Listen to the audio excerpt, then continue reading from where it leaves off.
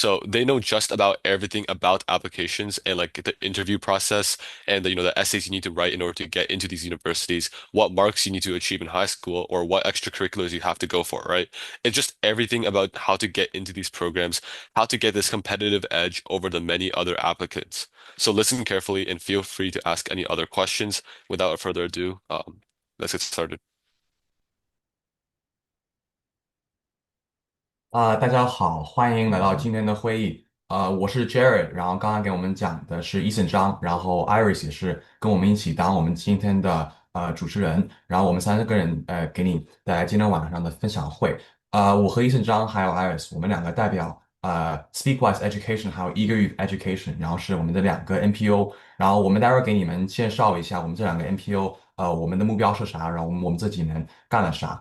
然后我们后面再给你们介绍一下我们今天五个帅哥，他们这几年都已经进了很多好的大学了，然后他们明年毕业完之后，他们也就要去很好的像华大都呀、多大这些是位置都是哦，小时候在国内反正就是他们明年啊，要去这些都这些很多是小时候好的大学，在国内然后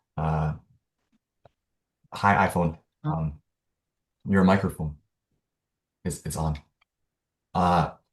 好，那我先邀请 Iris 来给我们介绍一下 Eager Youth Education。Yeah, hi everyone. I'm so glad that you can make it today.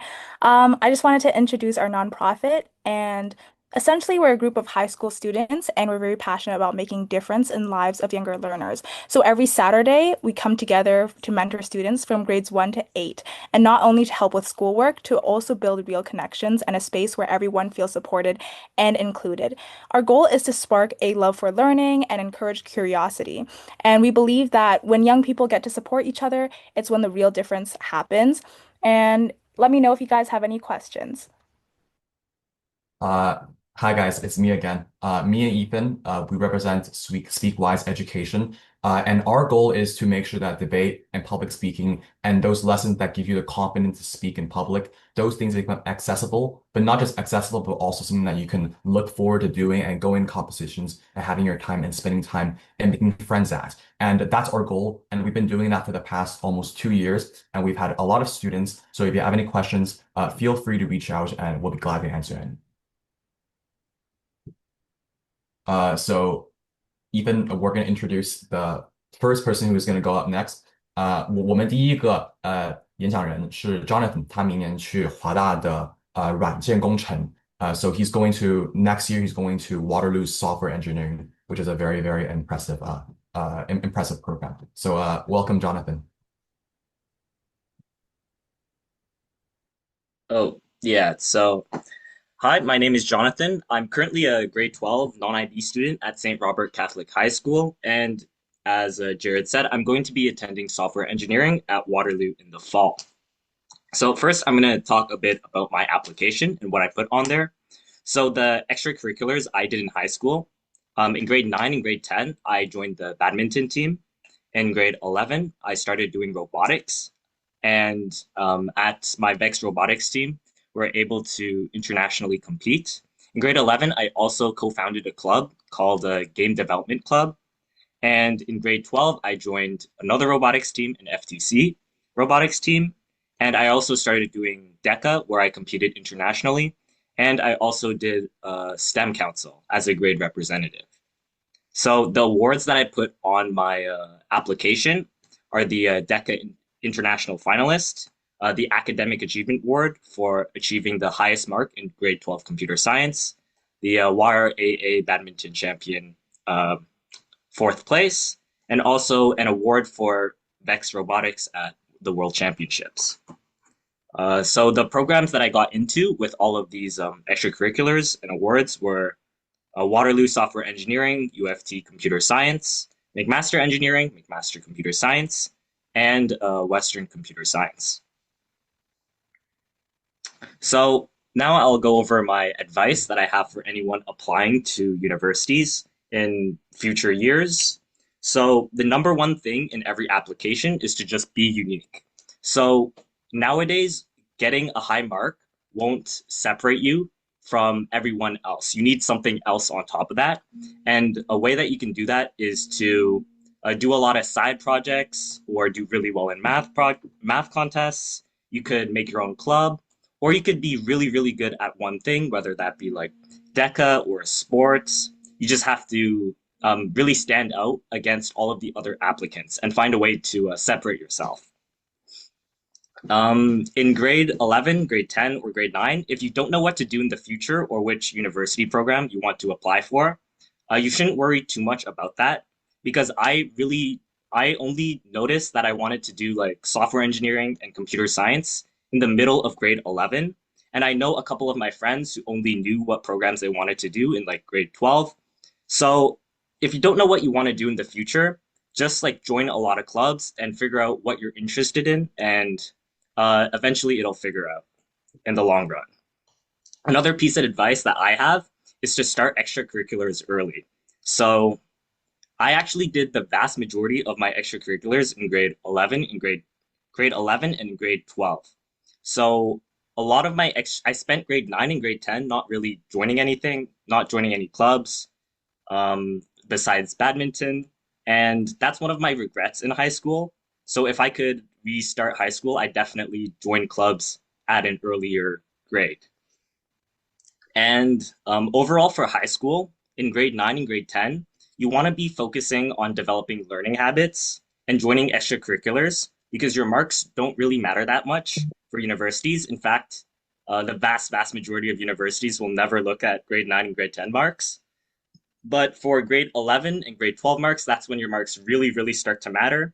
So that's when you might have to slow down on extracurriculars and really focus on getting good marks. And the last piece of advice that I have is that grade 11 marks actually matter a lot for early applications. So if you're planning on applying early for any programs, which I highly recommend, the universities will be looking at your grade 11 marks. So don't think that just because they're not grade 12 courses, they won't matter. And yeah, that's basically it. All right. Moving on, we have Eddie Zhang, who is headed to mechanical engineering at the University of Waterloo. 我们下一个演讲人是 Eddie，然后他明年去华德卢大学的机械工程。Yeah, so hi everyone. My name is Eddie Zhang, and as they said, I'm going to mechanical engineering at Waterloo this fall. And yeah, so here are some of the other acceptances I got, including all three Waterloo programs I applied for, and UBC engineering, and a lot of math programs. Yeah, so basically, I was really interested in STEM ever since I was a kid. So this allowed me to choose the relevant courses during high school in order for me to pursue my university studies. So I chose HL Math. Since I was in IB, we have high level and standard level. So I chose high level math, high level physics, and standard level chemistry. And these courses gave me an edge in terms of what we learned for uni applications. And also in terms of studying, I felt like reading textbooks and lessons didn't help me as much as doing the practice problems. So I spent a lot of time actually doing practice problems rather than like reading textbooks over and over again in order to get better marks. And over here, we have a list of the extracurriculars and awards I did that I wrote on my uni applications. I wrote a few more, but these are the most relevant ones, which includes robotics in two categories, summer internships, co-authoring a research article, tennis and ski instructor, a lot of sports awards such as the tennis champions. I also helped as a part of a nonprofit for coding, and I attended a Waterloo Set summer program over grade 11 summer. So I think that also helped for my applications. And since I was applying for mechanical engineering, I think my ECs were more relevant towards my program because it was really robotics focused, which is really good for programs such as mechanical engineering or any engineering program in general. So if you can, try to make your ECs as relevant to the program you're applying for, if you already know what program you're applying for. So for the actual process of applying to university, I decided to make my top program mechanical engineering at Waterloo because Waterloo is already known for its strong co-op program and a strong industry network across the world, especially in the United States. And however, if you're actually more research oriented and you want to get a master's degree after undergrad, you might want to go for UFT instead because they're like a large research hub and it'll give you more opportunities in that field. Also, it's really important to start your uni apps the summer before grade 12 so that you have enough time to and write all the supplementary applications and decide on what to add in your application. So a good idea would just be to like list all your ECs that you've done throughout high school and think about what to answer for the questions and probably like practice past video interview questions if it comes to that. And for engineering specifically, oh, can you go back to the previous slide?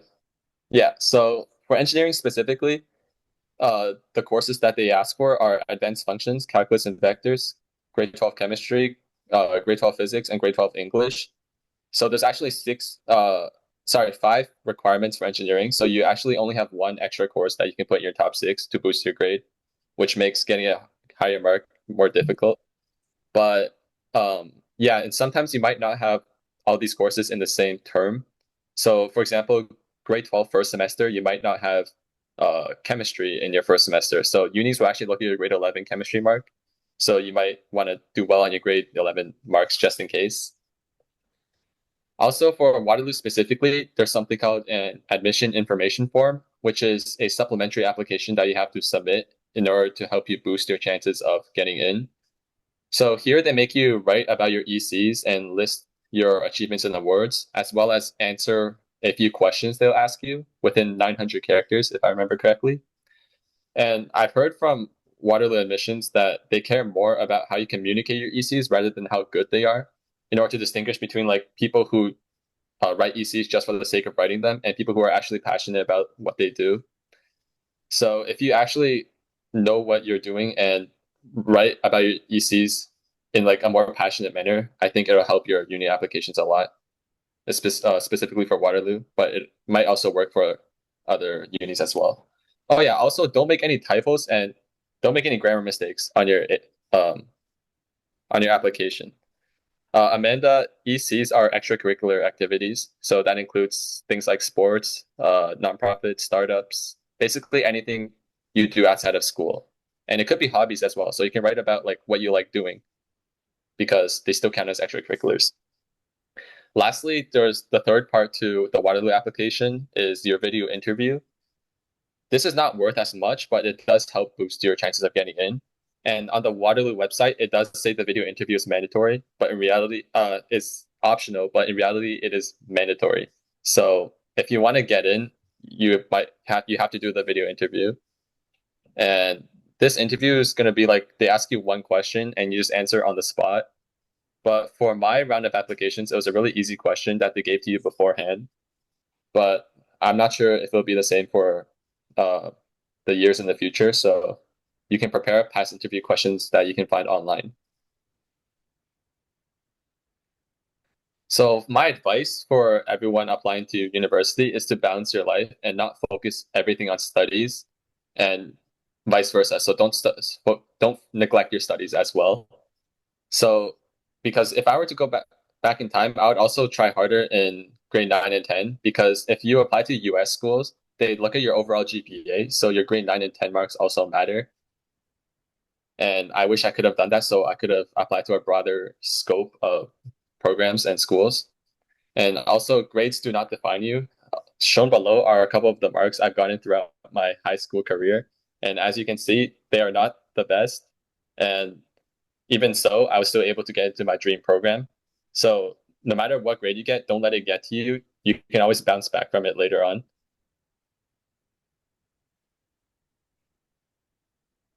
All right. Moving on, we have Andrew Zhang, who was accepted to Waterloo Computer Engineering, Western Ivy, and UFT Engineering Science. Andrew 是明年去华大的计算机工程课。Hey, so hi everyone. So I've chosen to present this in a different way by organizing what I did based on how efficient it was. So at the bottom is what I consider to be the least efficient use of my time. And at the top is what I would consider the best activities that you should do. So in case you haven't gotten into high school yet, or you're in grade 9 and 10, you can strategically choose what you want to do. So at the bottom here, what we have is my mistakes. So I think that IB and preparing for other international things, if you're only applying to Canada, you don't need to worry about these things because they take up a lot of time and you're trying to meet expectations that the universities in Canada don't care about. Of course, if you're trying to get out of the country, you should absolutely do these as long as you know what you're getting into. Because a lot of us at my school, St. Robert, which is what school we're all from, a lot of us stayed in IB because we thought if you dropped, it meant that, oh, you didn't want to continue through. You're seen as someone who gives up. People in the WeChat are going to make fun of you. In reality, as we have shown here from Johnny and Ethan, dropping would have been the right decision because you get to live more of a balanced life, as Eddie says. And as well, the SAT and stuff, communities like Ontario grade 12s, they can be very stressful and bad for your mental health because on Ontario grade 12s, there's often like people who are lying and stuff or asking about programs that people never want to go to or never are going to get into. And it just creates a lot of unnecessary stress. So stay off of social media, at least until you're ready that you can handle it and balance it with your life. So starting from the B level is what I would say they were okay uses of my time. And you can see being a part of student council and doing the CEMC contests. So there are contests sent by Waterloo. So for example, the Euclid, or I believe in Mandarin, it's known as 欧几里得 the 竞赛数学. It's like a math contest. It's very good for you if you are good at math. So for example, that would be in group 2 and group 1, I would say. So if you are consistently in top 20 in Canada, then you can try doing it. Otherwise, don't worry about it too much because the University of Waterloo has cared less and less about OGLIDE and other math contests. So don't worry too much. Also, don't worry too much about trying to get a 100 average because it would be better if you plan to get, let's say, a 97 or 98 average and instead spend all of that time doing other projects that make you stand out. So, for example, on the very right of level B or B tier, I have weightlifting. So the picture of the weightlifter represents my time as a founder of my school's weightlifting club because after COVID, our school stopped doing weightlifting. And this is a pretty good opportunity because if you see these gaps in your school, so if you're already at school and you know what it's like, or you're going into a school, you want to find these gaps and see where you could easily take leadership onto these clubs. So for example, weightlifting club. It was a pretty good experience, although this was not the main focus on my application.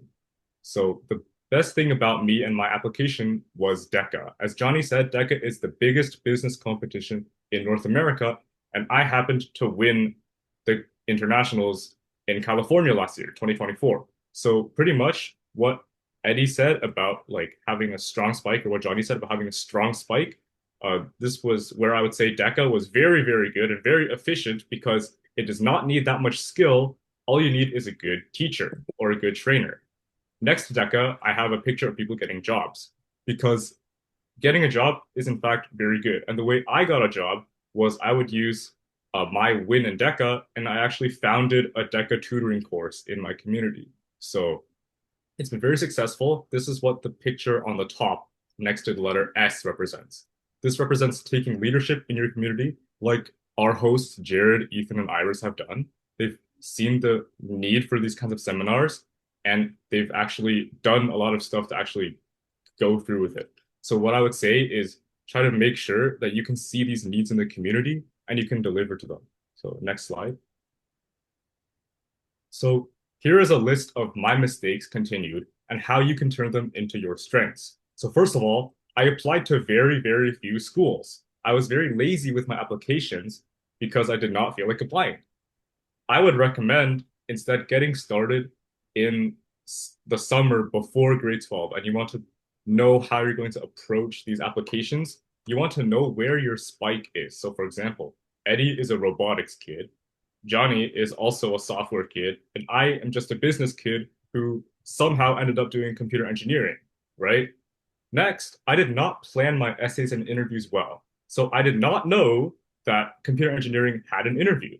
So what should you do? Well, I fortunately, because DECA is a business competition with lots of speaking, I was quite good at speaking, and that allowed me to do well in the interview. But for everyone else who's not as confident as at speaking, I would recommend getting good at the interviews, and this can be done through practicing with your friends. So one very specific thing that helped me get into U of T is that U of T Engineering Science is a very broad and very competitive program. The way I got in was I unironically spent 2 hours looks maxing before my interview. So what that means is getting ready in the mirror, trying to look good. And I actually spent a very, very long time looking good because they have the camera on for a reason. They need to identify the huzz from the chuzz. So what they have to do is filter out who is not there seriously and who actually treats the interview seriously. The next thing I would recommend to do is don't study too much. So a lot of people from our school study way too much. I would recommend trying out something called the 80-20 rule. This means that 20% of things are 80% of what matters in the end. So you want to identify how you can put this 20, what is the most important 20% of your life, and how will it affect 80% of your application? So for example, I would say writing the essay matters a lot more than just having good grades or having a lot of extracurriculars that you don't care about. So try to get good at writing these things. Next are some smaller things. So for example, I had a very bad computer and really not a good backpack, and that made studying very hard for me. So I didn't really know what I wanted to learn until grade 12. I thought I was going to go to Western Ivy, and that was a very bad approach. I would say you want to make studying as convenient as possible for you. So maybe that means buying a new computer, and if that computer makes you excited to learn more, I would definitely recommend going. I'd also say I was not very active until grade 11 and 12. After all, it was after I won DECA that I actually decided I should do something with my life. And then I would recommend, as I said earlier, trying to find the change and be the change you want to see. And finally, the most important thing I would say is that I had no mentor. So I had nobody to teach me. And what I would say to that is please find a good mentor. So for example, if you really cannot find a good mentor, I have attached my WeChat. So I do have over a year of tutoring experience, and I've turned grade 9 complete beginners in DECA to world champions and world finalists. So these are kids who have gone from no business experience to top 10 in the world for their events, and some even first and second place. So of course, I'm always open to any questions you have after. And yeah, I would say, please just find a mentor and someone who understands you.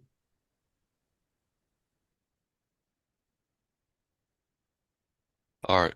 Moving on, we have Ethan Shu, who will be attending Queen's Commerce. All right, hey guys. My Oh, name's Ethan. Oh, wait, yeah, you can say it.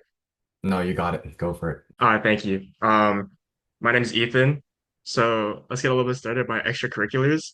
Compared to everyone else here, I feel like I probably had the least extracurriculars and I also had the worst grades. But that's okay. Because as you can see, I still made it into a really prestigious school like Waterloo. So to start, the first thing you got to do is make sure you make a lot of really good friends. Okay. Through these friends, you can get into clubs or councils really easily. For me, I'm not even a woman, and I got into the Woman in STEM club as an executive just because I was able to befriend all the executives. Okay. I'm also the dance club media coordinator. Why? Because I befriended my English teacher. I'm also a freelance makeup artist because I like watching TikTok. I was a yearbook campaign manager. And usually, as a campaign manager, you have to work up from grade 1 to 10. But somehow I got it by just being in grade 12 because I knew who was the president. And lastly, in chaplaincy council, I knew both my religion teacher as well as the executives. So, for something that I worked hard for on my own, lifeguarding from a little kid, I like swimming a lot. So, that is my job as well as my hobby that stands out, which I swim. I also worked as a church at my church because I'm religious and I volunteered on Sundays. And finally, I hit the gym just like Andrew Zhang. And yes, if you're wondering, I am stronger than him. So for awards, as you can see, I don't have too many. I just have honor roll. And that just means getting high enough grade where the school differentiates you from the other kids in your school. And for the courses that I put into my Talk 6 average, it was advanced functions, calculus, English. And these three are basically the necessity for all the programs you apply to. 99% of the programs, if you're in academic, you need advanced functions, calculus, and English. And preferably, you want all these marks to be high 90s. And then For the rest of the courses, I chose international business data management as well as some random tech course because these are my mark boosters to help boost my mark as well. You can click it once. Oh, additionally, I'd like to say that I was a child model, which is really good to put into your extracurriculars when you're applying to university. Okay, next slide.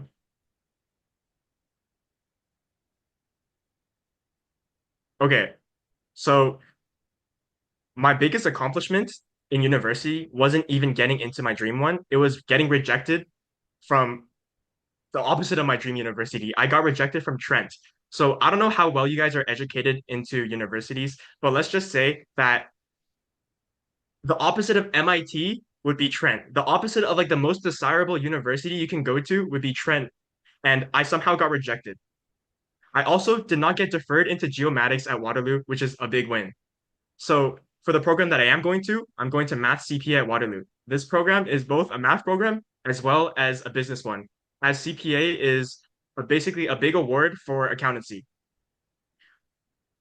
Unlike Andrew Zhang, I applied for a lot of schools, and this means I also applied for a lot of programs. In fact, I think I had a total of over 25 schools applied to, and all of them I got into every single business school except for York, Schulich, and Ivy. The reason I didn't get into Ivy is because I got lazy during the application, which I do not recommend you doing. And the reason I didn't get into Schulich is my average was not high enough to be considered. And I'll explain more about that later. Somehow, I was able to get into computing financial management at Waterloo, which is a tier one course, as well as I applied for engineering, which I got into Western and McMaster Eng. Next slide.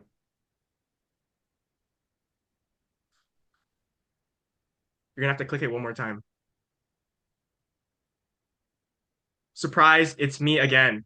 So I'm here with some advice. Now, while these guys, Eddie, Jonathan, and Andrew Zhang, gave you advice that were, you can kind of find online, I'm gonna give you advice, serious one-on-one advice that only I can say to you. So when you're making friends in high school, you have to make sure that the friends are smarter than you, so you unconsciously force yourself to become smarter or act smart. As you can see already, I'm kind of the outlier here because my grades were not as high as these IB students and Jonathan, but I'm still able to get into such a good university. It's because I was able to unconsciously train my brain to work harder. Next, if you play too much games like me, because I play a lot of Valorant, a lot of League of Legends, I'm basically a couch potato if it was not for my friends. But if this is the case for you, I recommend buying yourself a Macintosh from Apple because of their service or because of the system, they will not, it forces you to basically play no games. Okay. And also, it's a good excuse if you want a new laptop to explain to your parents. And talking about tech, trust me, you want to buy an iPad. If not in high school, try to purchase it in university because studying, it's all about efficiency. Okay. You can't just cram or you can't just like study for a long period of time without understanding anything. And an iPad basically helps with organization. It helps clear your handwriting if it's really messy. Additionally, if you're trying to explain something to your teacher from like your homework, it's so much easier to just pull out an iPad than a piece of paper. Well, this doesn't mean that using paper is impossible, but an iPad is a lot more efficient and it saves a lot more time. And yet again, I have to talk about um, applying for a lot of universities. So you have to make sure that you apply for as much universities as you want.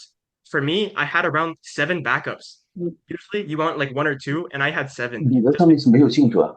Hi, Sam. Your mic is on. Okay. So apply for a lot of universities as well.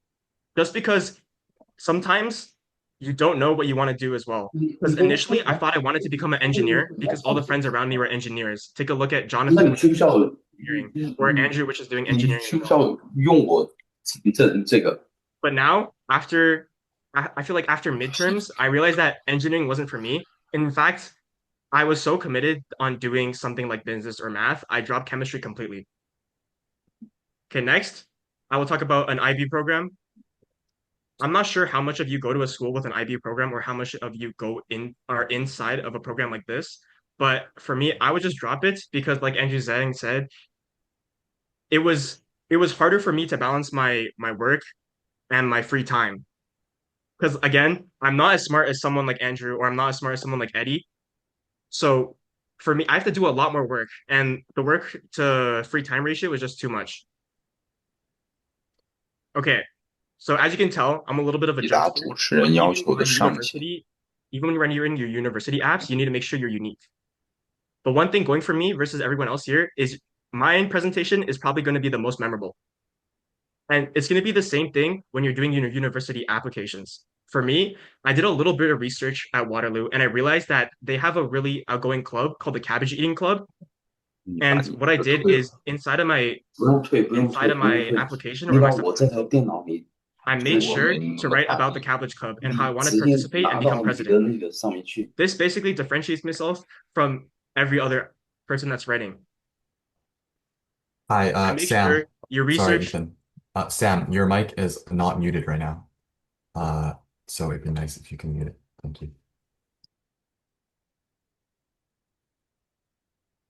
Okay, so what you want to basically in grade 10 or in grade 11, you want to research a lot about the universities. So this can mean going online, going on Reddit, or even going in person and asking the university themselves, what do I have to do in order to become part of this? Like, what courses do I have to take? What extracurriculars do you want me to have? What grades do you want me to have? You just want to have every single information you want to know because it's easier to plan for something with the more information you have. And my next point is master the use of AI. AI is such a big help. Using ChatGPT or using something such as Grok 3 from Elon Musk, it's such a big help. Now, this doesn't mean using it inside of your school presentations or changing your changing your English essay into a ChatGPT, but like coming up with ideas or even asking it to fix it instead of using an application like Grammarly, it can help. Also, JSL, unfortunately, because Jared is streaming his screen, he's unable to see the chat, so he is paying attention. Okay, the next one is remember to mention your siblings when you're applying. If you have a sibling that already went to a prestigious university, such as Waterloo, and you're applying for Waterloo, you want to make sure that you mention them. You want to make sure that you mention your siblings, or if your parents went into that university, you want to make sure to mention them as well. And my final one is that, unlike Andrew Zhang, I check the Ontario Grade 12 Reddit program, Ontario Grade 12 Reddit every single day for at least 20 minutes to see how my competitors were doing. But it's important for you to differentiate what is rage bait, so what is they purposely lying to make you angry, and what is real. Okay, next slide.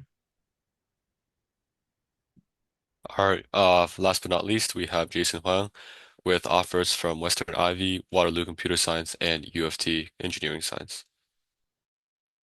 Jason 明年去 Western 大学的学计算机，还有IB 的 AU。Yeah. Hi everyone. Like I said, I'm Jason. I'm going to Western next year for Western CS and Ivy. A little bit about me and my extracurriculars and stuff I did in high school. A lot of Becca. So if you've heard from Andrew and Johnny already, Becca's a pretty big business club, and I was in charge of like kind of running how it went in Ontario, at least as a provincial officer. But beyond that, I think Becca was also very beneficial for my application, at least because it made me do a lot of like personal projects for my competitions that I could use in other parts of my application. I can talk about in other aspects of the forms I was filling out for university. I was also a MRI research technician at Toronto Metropolitan University, where I worked at a lab with a couple of other university students. I did things like SHAD and like debate nonprofits, a little bit of basketball, and then debate and student council on the side as well. In terms of awards, I also had VECA awards and like FBLA business related awards. I did a couple of like art and writing competitions. So Scholastic was a big one, and then a couple of design and innovation competitions for grants and like small awards.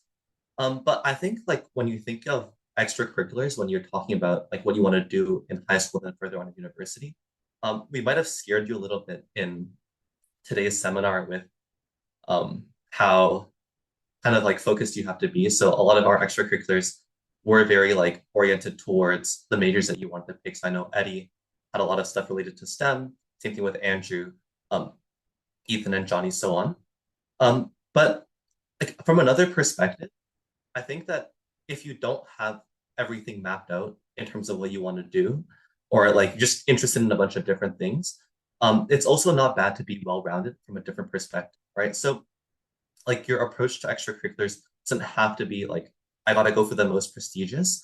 I think oftentimes when you focus on what works best for you and what you're interested in as well, um, whether it be like sports or other smaller clubs within your school community, that also has a certain degree of merit towards your college application.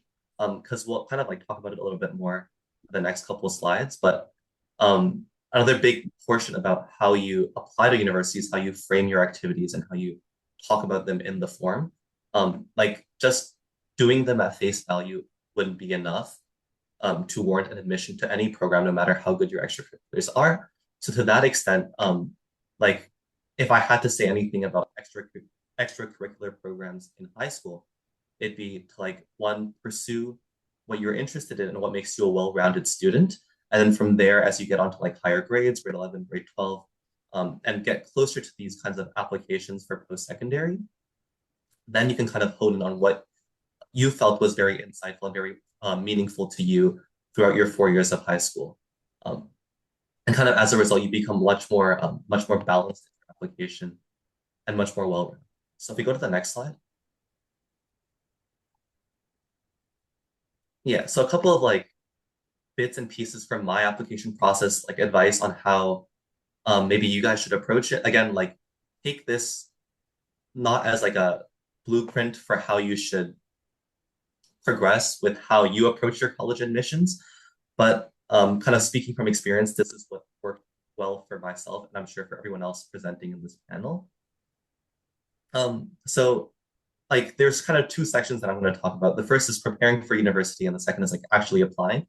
So before you even like apply and fill out the forms, the AIFs for university, I think like when you're building up what you do in high school, again, you should prioritize things that you're passionate about, but also keep yourself open to trying new things.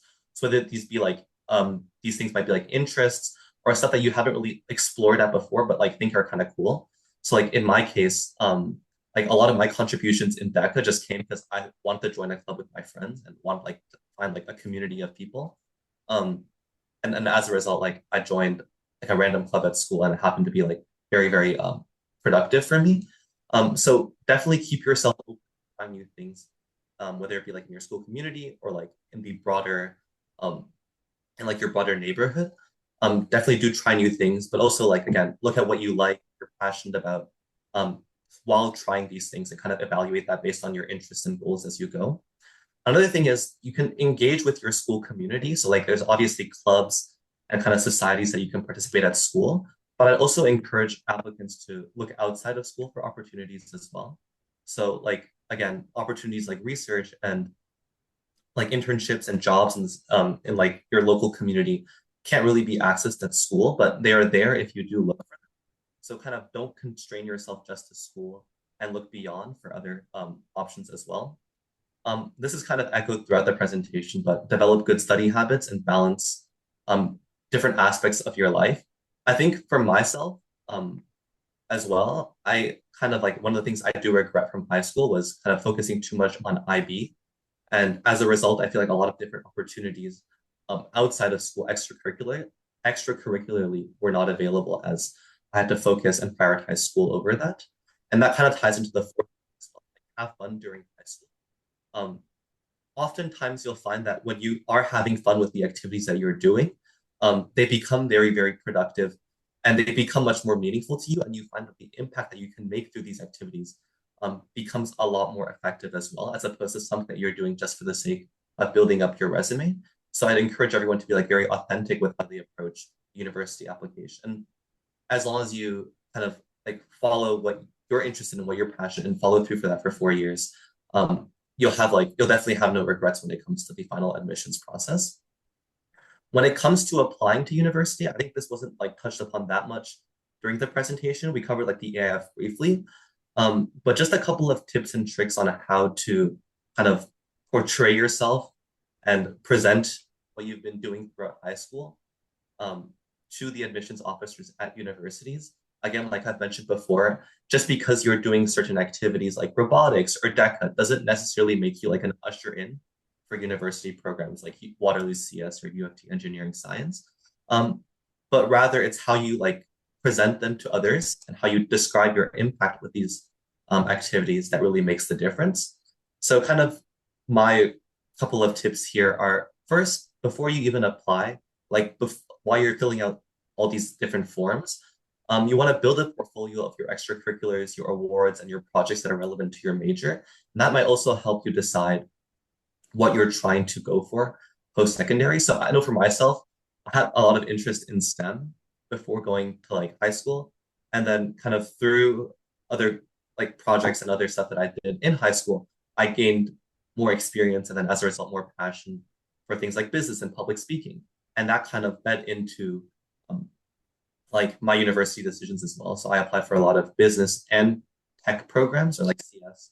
Um, so kind of like evaluate what you've done throughout high school, look at your activities and everything, and that kind of allows you to make like a very informed decision about what you want to do, what you like for university. And then when you're actually applying, try to emphasize like your impact and your contribution for all your extracurriculars, and specifically like mold the story around each element of your application. So like talk about like the why behind each element, why you did everything, and then kind of like how that played into your overall impact. And then lastly, start early and don't procrastinate because if you procrastinate like me, you won't have a lot of time to finish your application and look it over and then proofread.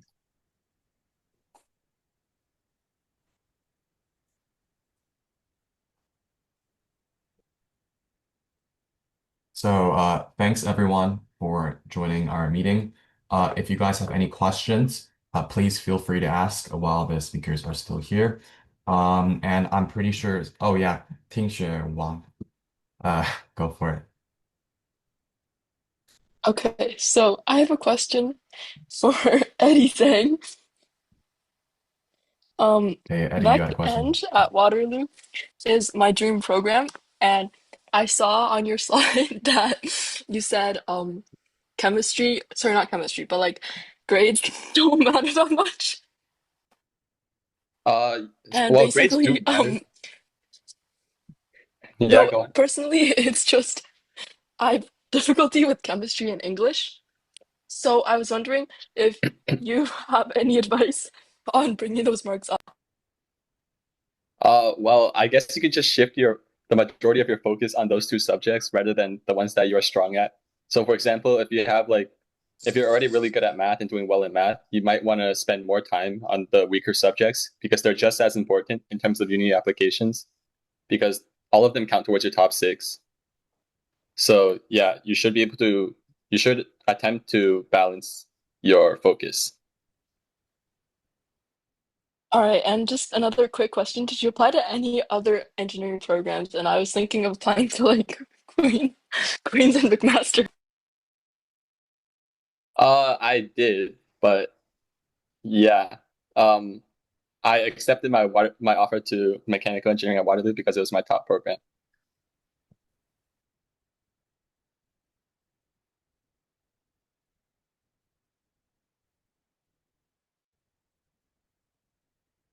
If there are any questions, you can just raise hands while we're on. There are some questions in the chat. Yeah. Okay. I think Um, for Tiffany's question of should I drop IB, we should hear both perspectives from people that are still in IB and not in IB. For mine, should I was a pre-IB student.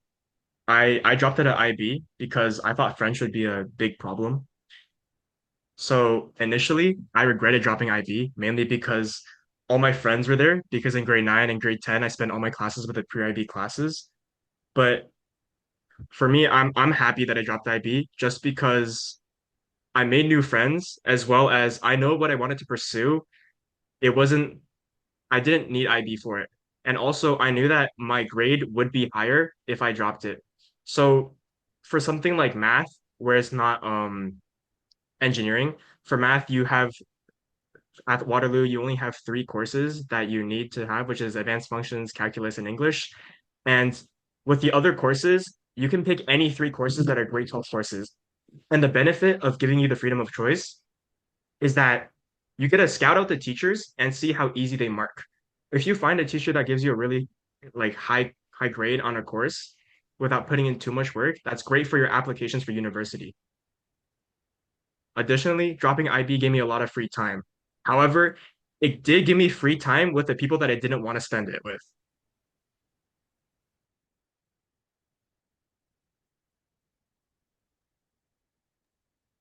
Okay. Why don't we hear from like someone like Jason or Andrew? Okay. I think on like the side of doing like actually doing IB, um, like there are definitely benefits and drawbacks. It's not like it's all bad. Like you should definitely drop it. Like you do gain a lot of valuable like study habits.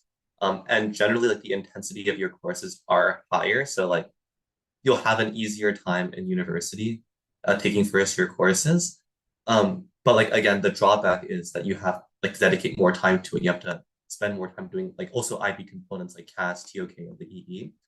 Um, so like ultimately, if you want to like follow through with IB or not, is kind of dependent on your goals and what you want out of it. So like if you prioritize um your social life or like other aspects that don't necessarily have to do with like academics, maybe consider dropping IB. But if you are okay with kind of spending more time and getting more academically out of your high school experience, then I think it's perfectly fine to like stay with IBs. I would also like to mention specifically for computer science loves your projects. So after a certain grade, they start looking at your extracurriculars. So for computer science, they want to see really like interesting projects because like someone like Jonathan, he dropped IB as well, and with the free time that he spent, like with his free time, he used it wisely, and he did a lot of projects such as robotics.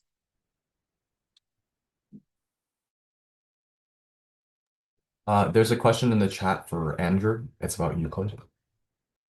Oh yeah, no worries. I answered that. So pretty much what you want to do is establish the fields that you want to take really seriously. So some people are asking about Euclid. Some people are asking about the chances of getting into DECA in grade 9. So uh, Jason and I, we have a lot of experience since we were actually executives of St. Robert DECA. And so our school and some other schools are very strict about joining. Other schools is like anyone can join. So essentially, these clubs, the reason we want you all to get started in grade 9 is because once you get into these clubs, you can stay in and you don't have to keep reapplying a lot. So, and any other questions or for Jason, if you want to explain or elaborate?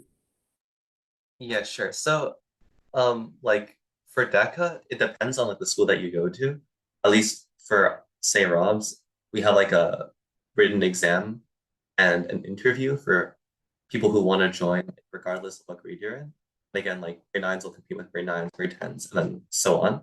Um, I think like the chances of getting in are pretty high first, like no matter what grade you're in, as long as you kind of like put yourself out there and make an effort. So like again, like if you study a little bit for the exam and you kind of like are outgoing and talk about your interests and your passions in your interview, I think it's more than likely that you're able to get onto your school's chapter. And then kind of from there, you can progress down the DECA path. I think it's very doable. A lot of the questions have been answered in the chat. There's one question asking the presenters, how many books do you guys read monthly? So maybe we can go around and answer that question. Okay, I guess I'll go first.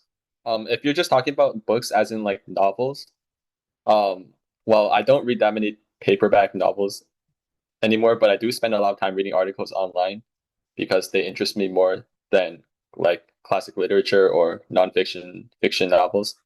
So yeah, like every day I would spend some time on the internet just browsing.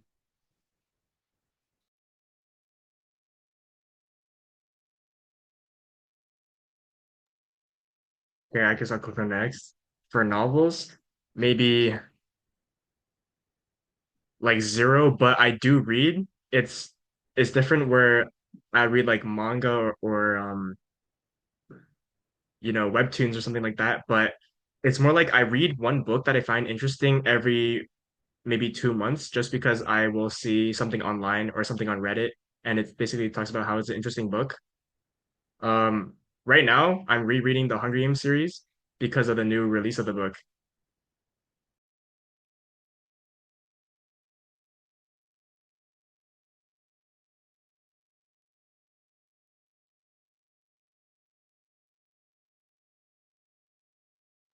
We can move on to the next question. There's one that is unanswered, I think. And it's from James, and he asked Jonathan, how did you manage to basically spend time in grade 11 and 12 to focus on your ECs when presumably those times are very occupied with focusing on grades and applications? Yeah, so I wrote a message, but it's okay. I can just like walk through my message and explain it. So, doing a lot of my extracurriculars in grade 9 and grade 12, yeah, it was pretty tough challenging my academic. It was pretty tough balancing my academics and also my extracurriculars. So, since I took all my extracurriculars in grade 12 and 11 when my marks mattered the most, some of my marks did suffer a little. So, like, advice I would give to anyone was to just do all of your extracurriculars in grade 9 and grade 10.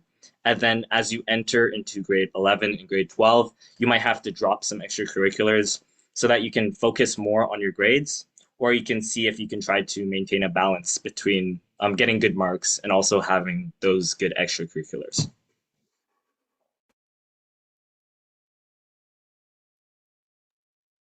There are some questions in the chat.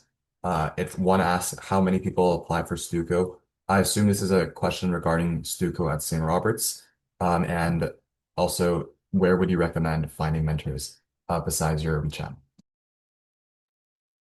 I can take the Stuco one really quickly. Like around like depends. They changed the application process this year, so it's election based now, or last year, I guess. So on average, there are like 3 or 4 candidates competing for position in the election phase, and that's about how much you can expect.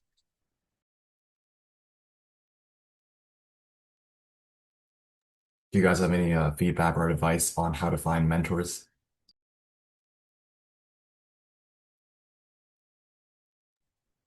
Well, um, if no one else has anything to say, I I mean, I'm just gonna shamelessly self-plug here. Like, I will be coaching DECA to people, and I'm gonna mention it again. So sort of about efficiency and stuff, like Jason was saying as well, like trying to be efficient, trying to have a lot of free time. So DECA was a very competitive thing, a very big thing in 2024 for our school and the world. And Andrew, can you put me in? Yeah, just add me on Discord. Okay. And so my strategy was that I would only spend about 10 minutes a day studying. And that sounds very counterintuitive.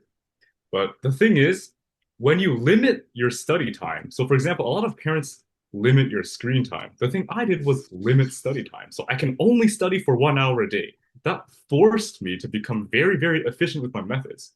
So efficient, in fact, that I have over a year's experience of tutoring these grade nines who have gone from no experience to becoming world champions and world finalists. So, in case you're looking for a mentor, add me on WeChat or Discord. And yeah. I also want to add to the topic of mentors. So it's actually not that hard to find mentors. Like what you're doing right now, there's already 5 good mentors in front of you. And Jared, Ethan, and Lily will all be going into grade 12 next year, I believe, and they can be great mentors as well. And if you're just starting or going into grade 9 or even in grade 10, an easy way to find mentors is by joining any club or any council. A lot of the clubs you don't even need to apply for. As soon as you join, most of the execs are going to be in grade 11 and 12, and just befriend them. You can probably befriend them really easily because you showed interest into something that they're interested in. And by joining the club or by joining the council, you will basically have mentors right in front of you.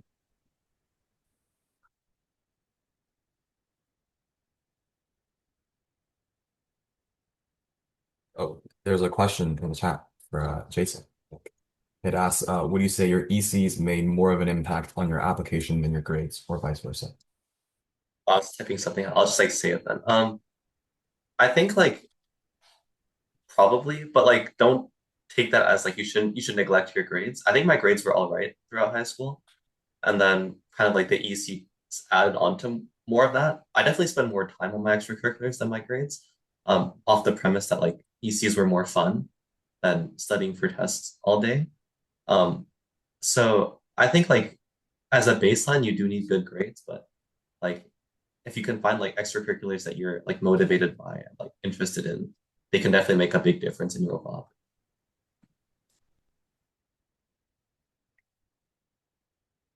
Um, we'll leave a few moments just for if there are any more questions. Oh, Eddie, you got one. Uh, yeah, so balancing your study time is really like dependent on what you do like outside of your study time. So, for example, for me, um, when I'm not studying, I'm probably just like engaging in one of my hobbies or playing sports like tennis. So what I do is plan ahead. So you try to get like a schedule of what you're gonna accomplish during within like the next week or so, and then you stick to that schedule as much as possible. If you can't, it's fine. You can just improvise. And one thing is that as a high school student in IB, there was maybe like only 1 or 2 times that I slept past like 1 a.m. So yeah, it's not necessary to like stay up late, but yeah, it's more like a free will. And as for the most efficient way of studying, that depends on the person. For me, it was just to do practice problems, like I said.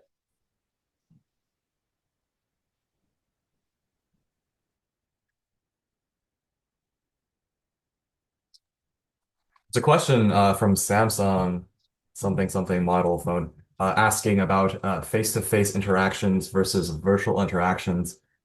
This is an open question. Any of you guys can feel free to answer.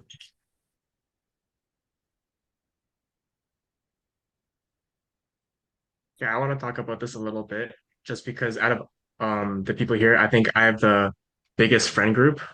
I think my entire school will know me. I'm just kidding. So face-to-face friends will always have more impact than your virtual friends. It's just because your face is more memorable than a text. If you meet someone at school, it's going to be more memorable than talking to someone online.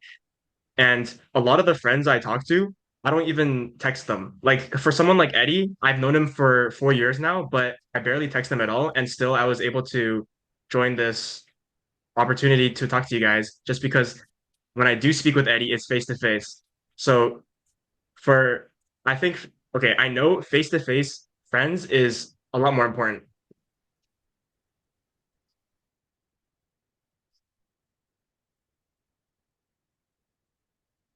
We'll once again leave a few more moments for if there are any questions. And if not, just for the sake of time, I'd like to thank everyone who joined us today, everyone who participated and listened, but also more importantly, without any bias, I think the presenters should deserve, I mean, we can't do it because we're virtual, but just like a round of applause, like in the air like this, because it takes a lot of time and effort to come out here and present and to put every one of your thoughts and advice and experiences onto Google Slides and to say them and to answer questions on the spot as well. It all takes, oh, I see some questions now, but um, like point is, it is very, very, like we're all very grateful, me included, for all of you guys sharing your experience and time with us. And I mean, there are more questions, I think, maybe. We can look in the chat, but uh, yeah, yeah. Thank you guys a lot, and thank you guys for coming and just listening. And I hope that the seminar has been proven very helpful for you guys. Are there any more questions? Let me see. I don't think so. But yeah, thank you guys. And I mean, I'm not your teacher, but you guys are free to go if you want.